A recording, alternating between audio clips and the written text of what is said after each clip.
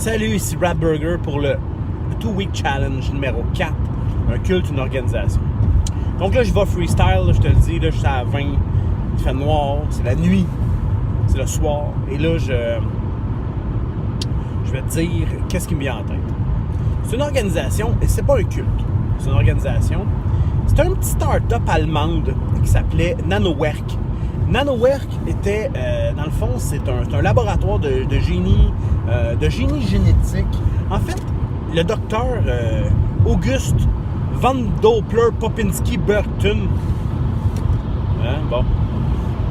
est un cerveau dans tout ce qui est justement de la nanotechnologie médicale et principalement médicale. En base, là, il est en train de travailler sur il est en train d'améliorer une formule, en fait, quelque chose de québécois en soi. Les vecteurs, les nanovecteurs qui amenaient, dans le fond, des médicaments à certains endroits dans le corps humain. Sauf qu'il s'est rendu compte qu'il était capable de...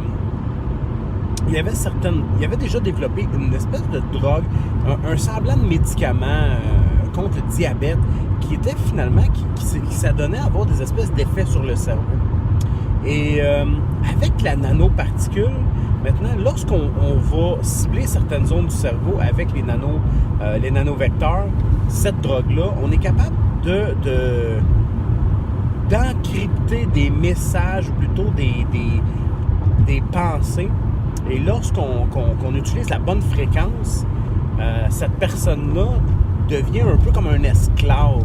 Fait que donc, notre chum, là je me souviens plus de son nom, là, Van Doppler-Popinski-Burton, s'est engagé des mercenaires. Au début, pas trop cher, et finalement, quand il a été capable de mettre la main sur certaines marionnettes de ci, de là, des politiciens, des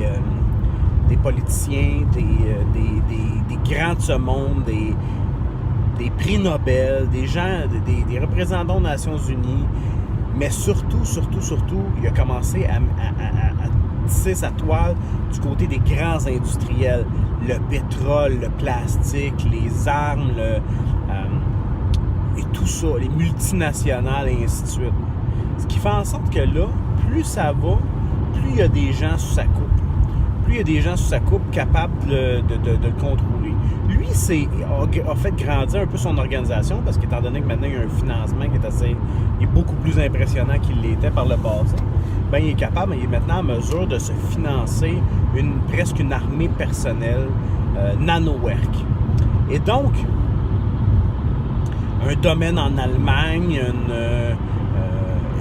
et là, il commence à tisser un peu sa toile un peu dans le monde. C'est lui qui est à la base de certaines politiques dans certaines régions du monde. Donc, c'est lui aussi qui a provoqué certaines incertitudes politiques du côté de l'Amérique du Sud et tout ça.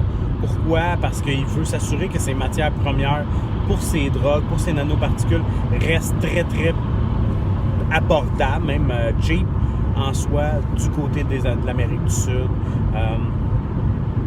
Donc, voilà. Tout ça dans un espèce de régime pseudo-nazi, mais sans être nazi en soi, là. Lui, là, plutôt, sa pensée, c'est que il y a une intelligence supérieure. Lui a une intelligence supérieure et dans le fond, tout le monde doit le vénérer.